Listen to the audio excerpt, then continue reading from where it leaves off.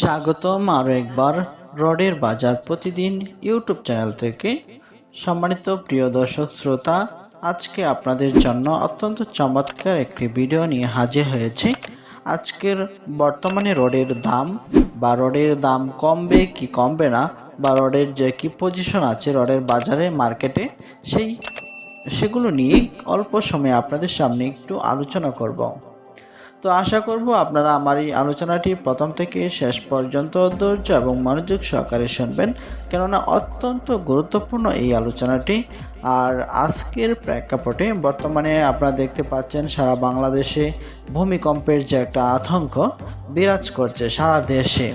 তারপরেও যারা ভূমিকম্প আতঙ্ক থাকলেও তারপরে কিন্তু বাড়িঘরের কাজ কিন্তু থেমে নেই। মানুষ কিন্তু বাড়িঘর বিল্ডিংয়ের কাজ কিন্তু নিয়মিত করছেনই। আর সেটা আমরা অনেকেই মনে করেন যে মনে হয় এই ভূমিকম্পের জন্য কাজকর্ম থেমে থাকে, কিন্তু আপনাদের এই ধারণাটা ভুল। হয়তো বা ভূমিকম্পের কারণে দেখা যায় আপনার মালের পরিমাণটা আরও বেড়ে যায়। যেমন আপনারা যদি যারা ভূমিকম্পের ভয় করবেন তারা কি করবেন, তারা রড, সিমেন্ট, বালু, কংক্রিট বা স্বাভাবিকভাবে যে পরিমাণ মালামাল লাগতো তার থেকে মালামাল কিছুটা বাড়িয়ে দেওয়ার চেষ্টা করবেন। তার কারণ একটাই, নিরাপত্তার জন্য। কারণ আপনি চিন্তা করেন, আপনি যদি 10 লাখ টাকা খরচ করতে পারেন তাহলে আর 1 লাখ টাকা 11 লাখ টাকা খরচ করে আপনি চান যে আর একটু মজবুত করে করার জন্য। তো এই হচ্ছে আজকের বর্তমান প্রেক্ষাপট। কারণ যারা বাড়ি করবেন তারা কিন্তু করবেনই, যারা বিল্ডিংয়ে থাকবেন তারা বিল্ডিংয়েই থাকবেন, তারা কিন্তু ছনের করে থাকতে পারবেন না। তাই এই জন্য তারা যত টাকাই হোক বা যে কোনো মূল্যে একটি বাড়ি করবেন। তো বাড়ি করার জন্য আপনাকে অবশ্যই কিছু বিষয়ে লক্ষ্য রাখতে হবে। আপনার মালামাল কিনতে হবে, ফার্স্ট ক্লাস মালামাল কিনতে হবে, সে বিষয়ে কোনো সন্দেহ নেই। আপনি বাড়িঘর করার জন্য অবশ্যই এক গ্রেডের মাল কিনতে হবে। রড, সিমেন্ট, বালু, কংক্রিট সব কিছু কিন্তু আপনার এক গ্রেডের কিনতে হবে। 2 নাম্বার হচ্ছে প্রপার ইউজ বা সঠিক জায়গায় সঠিক মালামাল ব্যবহার করা। এখন দেখা গেল আপনার শরীরে অসুখ হয়েছে বা সামান্য কিছু ব্যথা আছে, জ্বর আছে, এখন আপনার শরীরে সামান্য একটা প্যারাসিটামল খেলে, 500 পাউরির প্যারাসিটামল খেলে, নাপা প্যারাসিটামল খেলে আপনার শরীরটা সুস্থ হয়ে যায়। সেখানে কিন্তু আপনি যদি মনে করেন 500 টাকা দিয়ে একটা অ্যান্টিবায়োটিক খান বা অ্যান্টিবায়োটিক শরীরে প্রবেশ করান, সেটাতেও কিন্তু আপনি রোগ সারবে, কিন্তু আপনার এই অ্যান্টিবায়োটিকটা ব্যবহার করার কারণে সেটা কিন্তু আপনার আরও বিপরীত প্রতিক্রিয়া করবে বা আপনার আরও সাইড এফেক্টটা অনেক বেশি হবে। যদি আপনি নাপা খেলেও কিন্তু আপনার শরীরটা সুস্থ হয়ে যাচ্ছে, সেক্ষেত্রে আপনার অ্যান্টিবায়োটিকটা প্রয়োজন নেই। ঠিক তেমনইভাবে আপনি যদি বিল্ডিংয়ের কাজও করেন, বিল্ডিংয়ের কাজ করার ক্ষেত্রেও আপনি মনে করেন যেখানে যেটা প্রয়োজন সেখানে সেটাই দিতে হবে। এখন আপনার যেখানে প্রয়োজন 8 মিলি রড, সেখানে কিন্তু আপনি 16 মিলি রড দিতে পারবেন না। যেখানে 16 মিলি রডের প্রয়োজন সেখানে কিন্তু 8 মিলি রড দিতে পারবেন না। আর যদি দেন তাহলে সেটা হবে না বা মানানসই হবে না, বা সেটা আপনার আরও অপচয় হবে। ঠিক যেমনভাবে নাপা প্যারাসিটামলের জায়গায় যদি অ্যান্টিবায়োটিক খান অনেক দাম দিয়ে, সেক্ষেত্রে কিন্তু আপনার টাকাও খরচ করলেন, পাশাপাশি আপনার নিজের মৃত্যু কিন্তু আপনি নিজেই ডেকে আনলেন। ঠিক এমনইভাবে এই রডের ক্ষেত্রেও আপনি যদি মনে করেন যেখানে প্রয়োজন 8 মিলি রড, সেখানে 20 মিলি রডে দিলে সেটা হিতের বিপরীত হবে।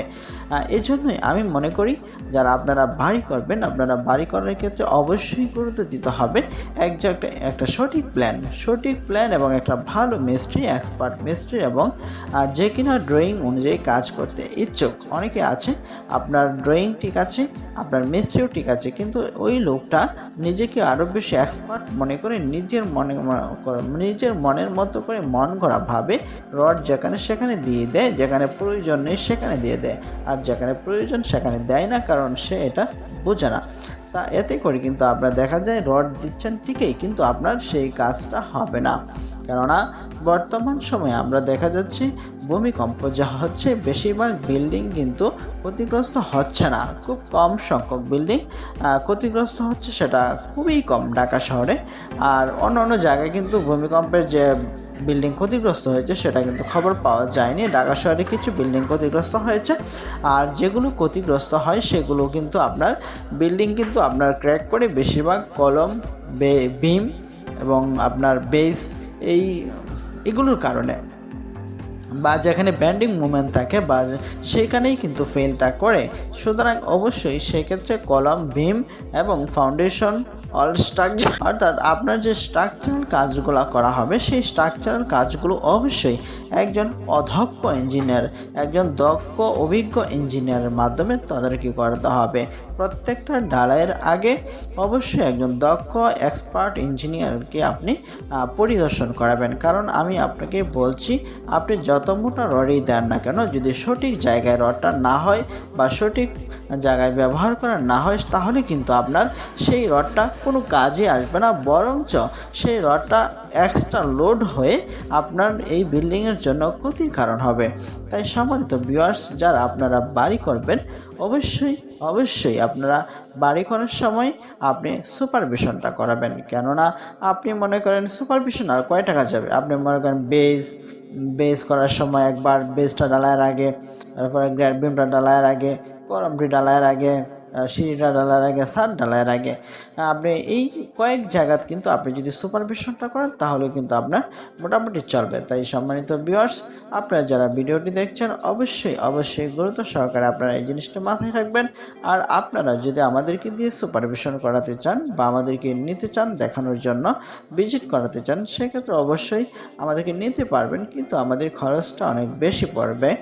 যদি আপনি আমাদের যে ময়মনসিংহে, আমি কিন্তু ময়মনসিংহে আছি, ময়মনসিংহ, নেত্রকোনা, কিশোরগঞ্জ, শেরপুর বা ঢাকার ভিতরে যদি আপনারা আমাদেরকে নিতে চান, তাহলে সেক্ষেত্রে কিন্তু আমাদেরকে খরচ দিয়ে নিতে হবে। তো সম্মানিত ভিউয়ার্স, আর আজকের যে রোডের দাম, আজকের যে বাজার দর আছে, সেটি সর্বোচ্চ বিএসআরএম রোডটাই আছে সবচেয়ে বেশি দামে আছে, প্রায় আপনার 90 থেকে 95 টাকার মধ্যে আছে বিএসআরএম রডটা। এবং সর্বনিম্ন আছে আপনার বাইজিৎ রড আছে, এরকম রড আছে 80 থেকে 85 টাকার ভিতরে কেজি পাওয়া যাবে এই রডটা। তো আশা করব আপনারা রড কেনার সময় অর্থাৎ বর্তমানে এ গ্রেডের যে রডগুলো আছে, বর্তমানে 60 গ্রেডের রডগুলো, সেই রডগুলোর দাম হচ্ছে 80 থেকে প্রায় 95 টাকার মতো আছে। এগুলো আপনারা যখন রড কিনবেন সেটির দাম দেখে তারপর আপনারা রডগুলো কিনবেন। তো আশা করি আপনারা আমার এই অল্প সময় আলোচনাতে আমি কি বোঝাতে চেয়েছি আপনারা বুঝতে পেরেছেন, আর আপনারাও অবশ্যই বুঝতে পেরেছেন। তো দেখা হবে নতুন আরেকটি ভিডিওতে। সে পর্যন্ত সকলেই ভালো থাকুন, সুস্থ থাকুন। আল্লাহ হাফেজ। আসসালামু আলাইকুম ওয়া রাহমাতুল্লাহি ওয়া বারাকাতুহু।